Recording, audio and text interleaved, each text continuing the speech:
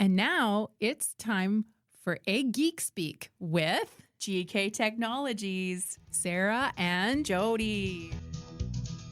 In the fields again, I just can't wait to get in the fields again.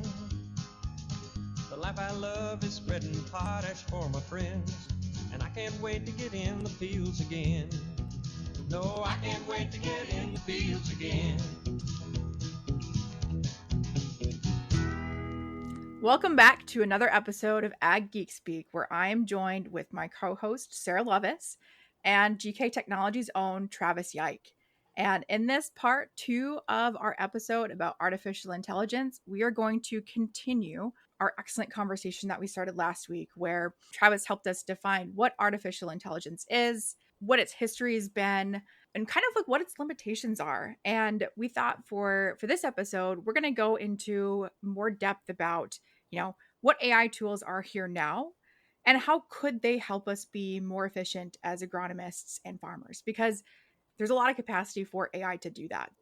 My question is, what is AI doing in agriculture right now? How is AI helping us right now? Travis, can you help us understand that maybe a little bit? Yeah, so there's several applications, I think, where we can definitely say AI is already in the workforce. And some of those are, as we discussed here last week, is weather, right? Being able to have farmers know, ahead of time what is going to happen, whether that is, 2 hours ahead of time or even 2 days ahead of time is super important for making those decisions. Not yeah. So weather is one. We go on, and there's a lot of precision agriculture for room for AI to grow, and where AI already is. And some of those include weed control and disease monitoring. I think there's John Deere has a see and spray thing where they use AI in it, and they use images to come out and say, "Hey, this is this type of weed," and spray specifically just that weed. Yeah, we don't get into it a lot, but livestock health monitoring, I think, is a big one. You'll see it in a bunch of dairies, whether it monitors milk output or the type of feed the animal when it comes into the bunk or getting water. That is a big one for doing animal production that way. And we talked other ways, I guess, would be irrigation. I think is another one. There's several companies doing irrigation on determining when and how much and where to water. So some of that precision ag stuff there that way again. Then we can move out and go broader into such as being able to determine where we need products or just shipping and distribution in that way with agriculture. That's a huge part of agriculture, and doing predictability of what crops are being grown and what needs to be grown, and doing commodities and stuff. Those are some of the major ones just off the top of my head. I think that is big in agriculture here already. So now that I think about this, and where AI is and where it isn't in agriculture right now, I feel like we're seeing AI in places where there's already data in ag, right? So yield data, satellite imagery, these are pieces of agriculture where we already have data. Is that why we've got AI there already because we've got data? Or are we seeing a push for AI in, maybe some of the more challenging pieces of what I'm trying to say here is is this being driven and where AI is and where its potential? Is it driven from low-hanging fruits, or is it really trying to address problems that exist in the market now? Maybe that's too theoretical for this conversation. But there has to be data to do AI, right? But you also have to start with the theoretical idea and a concept of where you want to go. You got to dream a little bit, right? I have this problem. And it also follows money, Yeah. of course. Yeah. People have to pay for it, right? Yeah. Yeah. I think there's some, statistics that, we're like right now, I can't remember maybe I had in my presentation. let me see if I had that. It was interesting. Like where the money in AI development is. Yeah. So Travis actually attended GK Technology's first precision agriculture symposium that we ever put on, and he was a speaker for us. He spoke about AI and precision agriculture. It was a great presentation. It was fantastic. So if anybody's interested in that sort of stuff, come to the GK symposium into the future, because there's going to be another one. Not that I would ever Travis, do you want to give your same presentation again? Just kidding. Not that I would ever throw out a shameless plug for our programming, but there it is. There's your commercial. So yeah, we are spending like billions of dollars already, and it's just crazy to think of how much energy is going to be put into AI in agriculture. How do we keep that money focused on products that actually benefit decision making in the field from a practical standpoint? And I grant that, there has to be a certain amount of dreaming that goes into, what if I could do this? What if I could do that? You kind of have to dream about things that you want to make better. But what are some things that could go in our industry to help make sure that that money is going into places where it's actually going to affect the outcome for agriculture in a very positive way? I think there's like 4 or 5 like major agriculture sectors that we can think of on where AI is going to be focused. And I think so for us, obviously, is precision ag, right? That's a big deal. And that's being able to use satellite images and being able to do identification and classification things, whether that's disease or nutrients. And then I think another one is kind of closely follows into that, is that crop management, and be able to use some of that precision ag stuff to make those decisions and enhance like efficiencies of how we're managing our crops. And then I think another part is robotics, right? Some of these big companies will get into John Deere and Case and whatnot, and they'll get into the robotics and being able to use the AI to automate stuff or to automate machinery. And then I think another one will be supplies and change and distribution. It's another major sector there.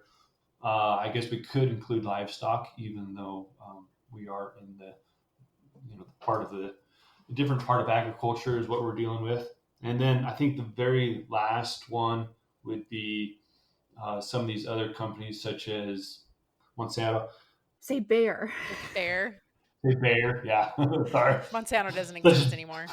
Yep, they were purchased by Bayer. Oh, okay, thanks. And then the other big one then would be companies such as Bayer and doing biogenetics, right? To breed and to genetically alter some plants and make them crop resistant or disease resistant, drought resistant. And that'll be a huge money making adventure there for AI coming in agriculture. To speed up the process of choosing which genes, which genetics make up the best combination to maximize yield and survivability in a given area. Yeah. Yep. And really it's being able to have AI do that and be able to look at whether the genetics or the proteins of the plant. I was listening to a podcast here the other day of they were doing that, and whether you call it GMO or genetic altering, right? But it's just taking a plant and carrying it down about 10 evolutions, or combining and saying, hey, we can see this crop that grows in this part of the country, and take out that specific piece of DNA sequence and put it into a different plant that needs that drought resistance or whatever it is. So AI is going to be able to help identify those genes? Yeah, help identify them or help figure out, hey, how can it be implemented into this different cell structure? Wow. To actually help with the actual implementation of where it needs to go, I suppose, in the DNA sequence itself, when you splice it out and put it back in. Can you send that link to that podcast? Yeah, it was a good. It was this girl in Europe. Another really good one though is uh he's a really famous YouTuber guy, and he's called Veritasium, and he had one that come out on what are the future benefits of AI, and one that we're currently using right now is it's actually the same algorithm that I was talking about here last week about the AlphaGo and the Mu Zero and the Efficient Zero, where they're using this one that was able to play games now, and they changed instead of playing a game, it is able to change protein structures. And this Oh, came out here. I remember reading about it. It was about 8 years ago, and we didn't have any protein structures hardly mapped out. And so um, this professor, he came in and he made a program, and he gave it to gamers. And these gamers from all over the world were able to figure out this protein structure in like 3 days, something that we hadn't been able to do in like 50 years, right? holy buckets. And now they changed it so that not only can gamers do it, well, now this AI can do it. And within like the last, I want to say 2 or 3 years, right? We had maybe 20 proteins mapped out. Now we have like a million of them mapped out. That's amazing. So, So we're able to, and not only can it map out the proteins, but it can create new proteins. could it change the protein that's there? So, like, let's say that you're lactose intolerant, Yeah. although that's a sugar, but like, But it's an enzyme, right? Which is a protein then that controls in how we can process that sugar. So I huh. don't know a whole lot about most things, but I know some things about weed science. And that was a lot of what I worked on was like herbicide resistance. And like the cool thing that I'm thinking about right now is like a lot of these, like we talk about target sequence mutations that cause herbicide resistance. And, you know, for like ALS inhibitor resistance, most of those are target resistance. But the point is like what happens there is you have maybe a single amino acid or like a single nucleotide change, and that causes an amino acid inside of a protein to change shape. And so maybe that changes the protein to change shape, so where an ALS inhibitor can no longer fit in that binding site and can't kill that plant. And what we always wanted, like when I was in grad school just a couple of years ago, like the thought was like, how can we predict where new mutations might occur that might cause herbicide resistance? And if you could model or predict, what changes on the gene could change the shape of it and make it so the herbicide couldn't fit there anymore, you'd know like what could be likely to happen for herbicide resistance. But on the other hand, too, like if you can predict how these proteins take shape, then you can hypothetically design better herbicides that fit these molecules to kill plants, right? I mean, most of our herbicides that we work with are all about inhibiting enzymes in plants. So if we can model these proteins in weeds and figure out how to back engineer a molecule of herbicide to fit in that protein and make it stop, that could help us develop new herbicides too. Or we actually have a weed geneticist at North Dakota State University who works on the genetics of weed resistance like all the time. Wouldn't it be cool if we could change the weed back so it was not resistant anymore and make it susceptible to the herbicides that are already in the marketplace? Yeah, right? Like hypothetically, could you just change it back? And it's AI that could find that spot and do that. That's fun. That's I really think fun. about the scary side of it now. Like we're changing in proteins, right? Which is a prion, Ooh. and so we can change and create our own prions, and so you got so mad cow disease, right? Yeah. So prions is like if we can make a prion like mad cow disease, like our ability to bioengineer like weapons would be drastically better. Right. So you mentioned the other episode, if AI can learn how to kill humans, is this the approach? We should probably now transcribe this so this doesn't end up in a large language model for AI to discover and get back at us. Cut this part out. Oh. No, but I was listening, so that podcast I mentioned earlier about this girl, she was using some of that biogenetic engineering. And so one of her things that she mentioned in the podcast was being able to take a plant, right? It takes, 15, 16 weeks or whatever for the plant to grow. Well, she was just cutting out the plant tissues, and so you can get it within a day or two, and change it and see how these genetic markers react within the plant tissues rather than And plant. I think just to provide some context, so like I read a novel about like Barbara McClintock's life. So Barbara McClintock, she was a geneticist that discovered jumping genes, and basically was helped to map out the corn chromosomes back in like the 1930s. But at that point in time, right, that was before Watson and Crick. So like we didn't even know what DNA looked like. And so in the 1930s, the 1940s, we were still trying to figure out, like, it was during that time period that we even found out that one piece of DNA codes for a protein. Like, that's not even 100 years ago. That's almost 100 years ago. We didn't even know that DNA is coded for proteins. And now we're talking about using an AI technology to predict, like, if we made a change in this tissue, how could it's crazy to think how fast this technology is progressing based on how recently we've learned about a lot of these things. Just nuts. Okay. So, Jody, I got an idea. And this might be scary, but here we go. I have this idea. What if we play a little game right now called If AI Could Do Anything for Me in the Field, It Would Be, and then fill in the blank. And then Travis can tell us whether we're pie in the sky ridiculous with the idea or whether, there's not there's no way it would ever work. So, okay, Jody, you go first. Think about farming, think about agronomy, think about whatever you want. If there was one thing that AI could do for you in the field, what would it be?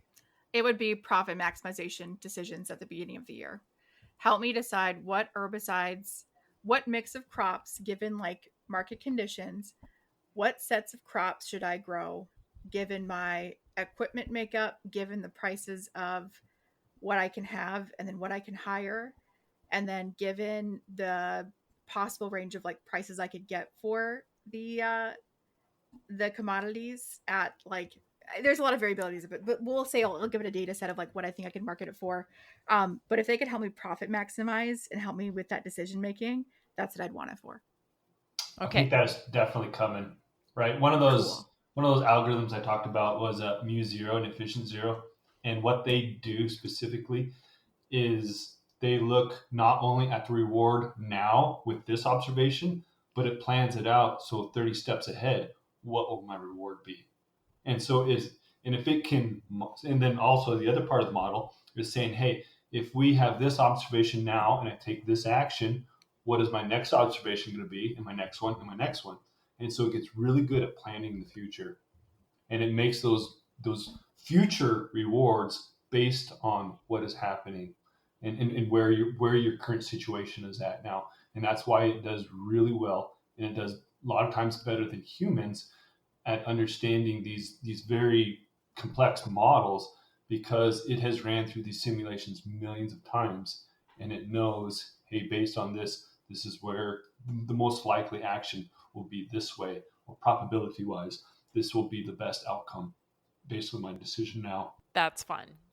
That's really fun, because that's a lot of different factors that go in. And I feel like, in the spring of the year, we're really, well, it actually starts like the fall before, like after harvest, when you're trying to figure out what am I going to plant next year and then you're going through the whole year of fertilizer, of everything else. So that's pretty exciting.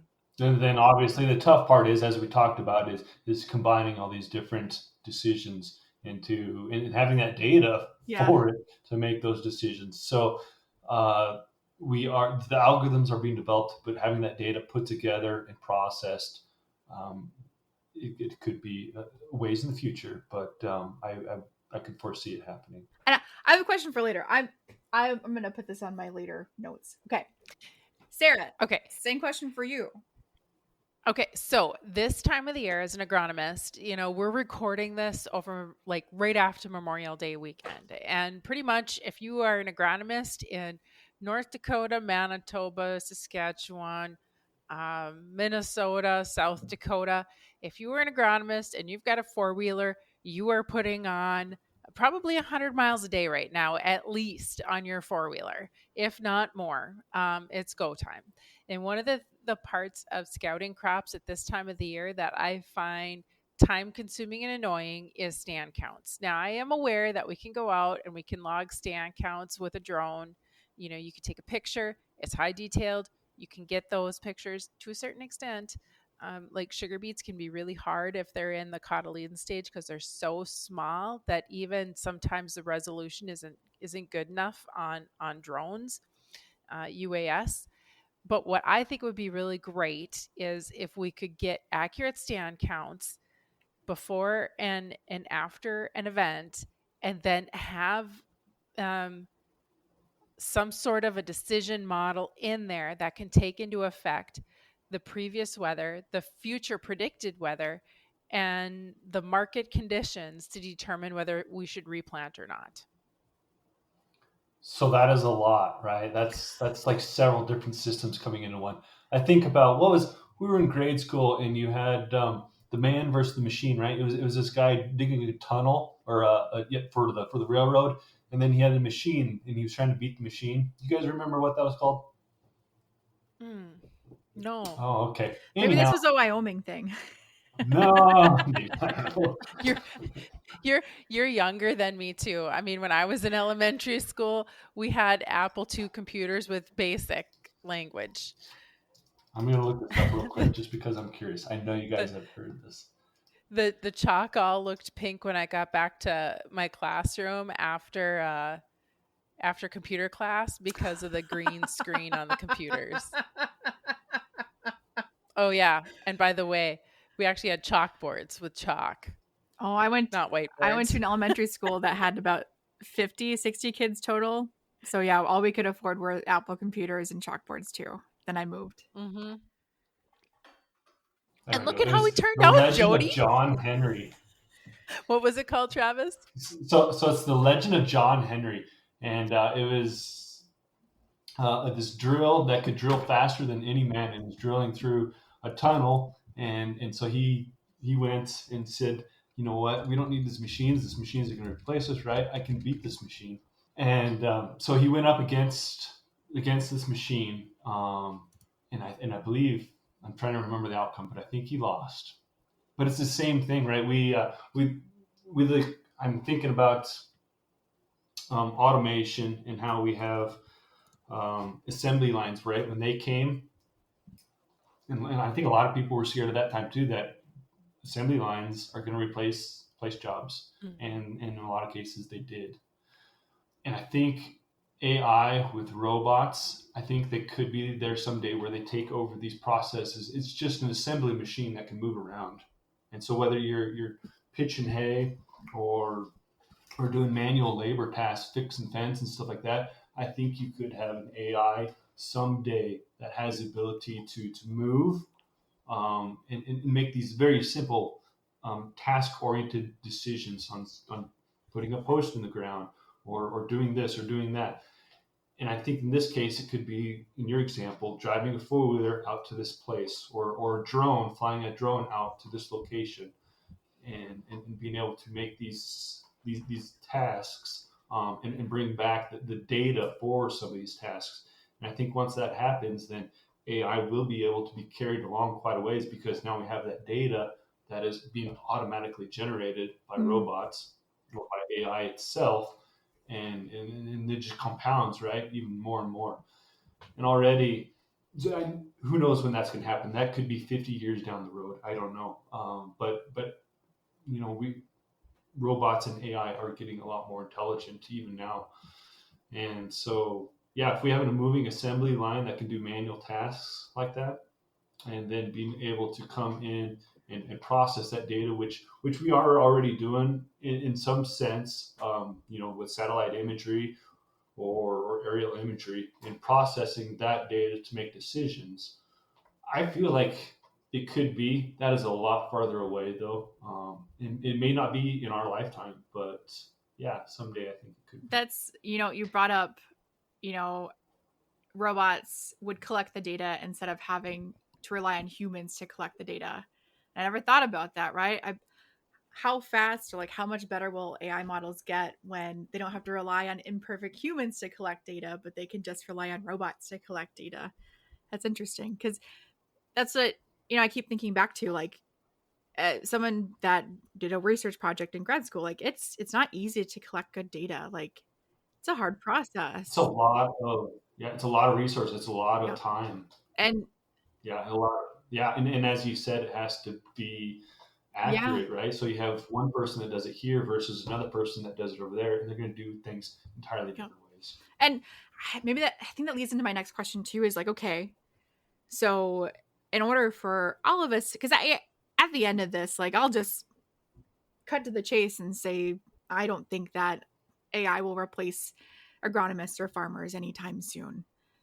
But I do think, that with the legend of John Henry, and thinking about assembly lines replacing humans, and like the Luddites deciding that they didn't want to embrace technology, like those, that doesn't seem to be the winning formula, is to ignore technology. But it seems to be the best, at least looking at history, it seems to be that those that can utilize it, learn about it, and grow with it are the ones that quote unquote win in society. So thinking about that, like, us as farmers and agronomists, what can we do now to start growing with AI? And God, that sounds like such a weird question, but like, what can we do now to make all of us better right now with our current, what we do in decision making in farming and agriculture? Can we do now so that we can take advantage of this as technology progresses? Collect better data? I don't Yeah. know. Well, I mean, that may be part of it. I think for me, it boils down to one of the very basic things is accepting it, right? Like anything new that comes in, it's just like, this is never going to be right, or I'm against this. Like I don't know.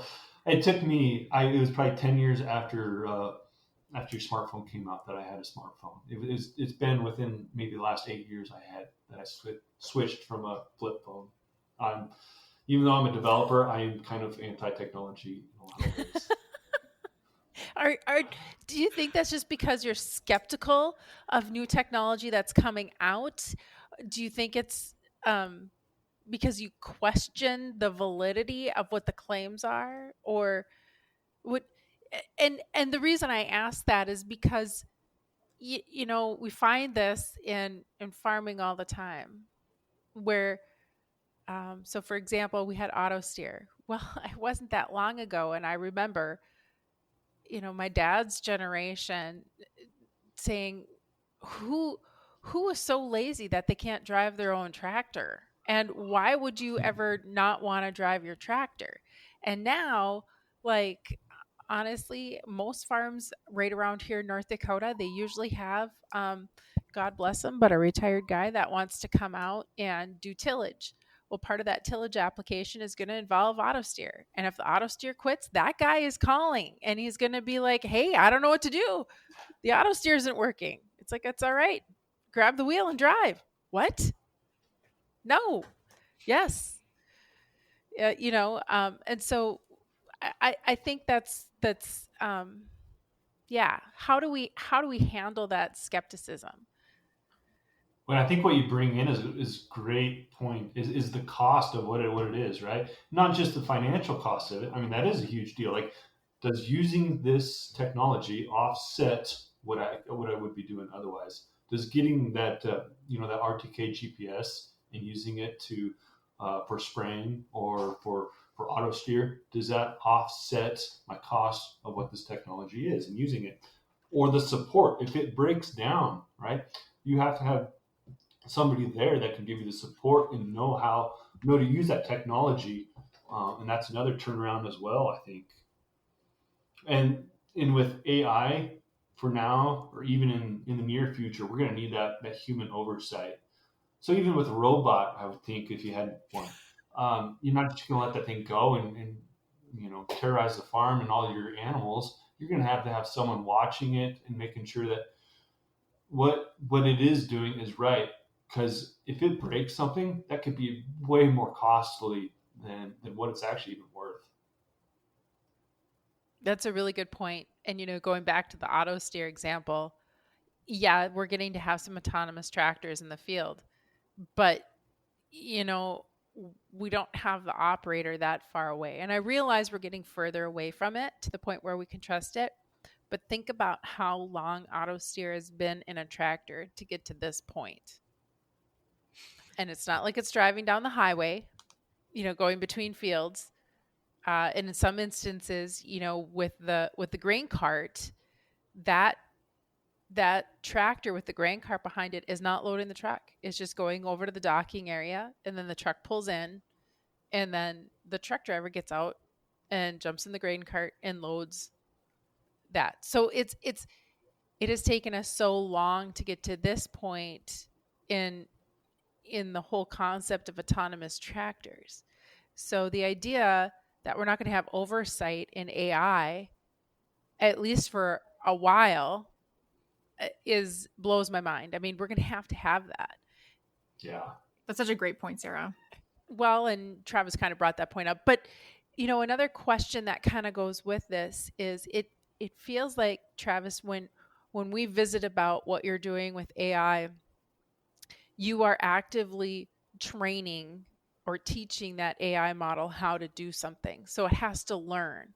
So in a way, it kind of almost feels like it's a child that you're actually like training how to do something. Yeah. Would you trust your 4-year-old to go out in the tractor by himself? I don't know. Yeah. Is that way off though on the way that I'm thinking about that you are actually like teaching that AI model how to do something? Yeah, no, I think that's one of like the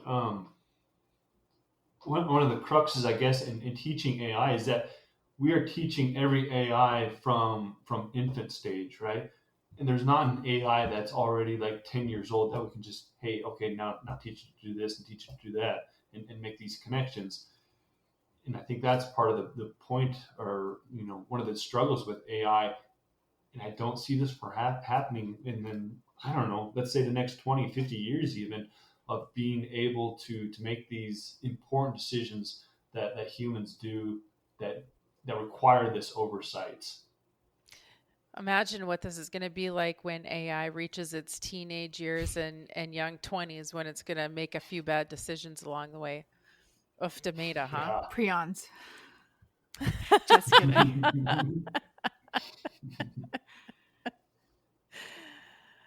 Oh, this is a really interesting conversation. There's so much here to think about.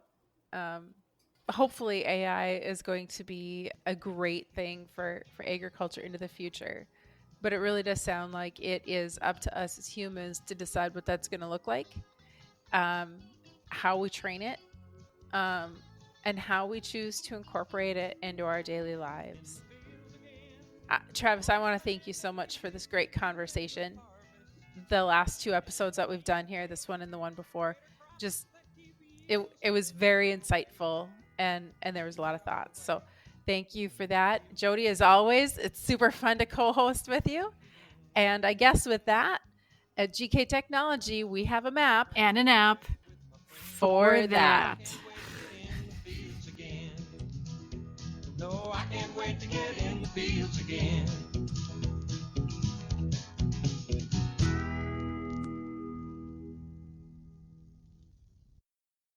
Let the geeks at GK Technology help you with your agricultural data. Their agronomists know agriculture.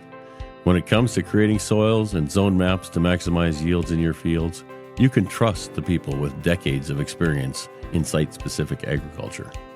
Everyone at GK Technology has a background in agriculture, so they know what makes a farm run, and they speak your language.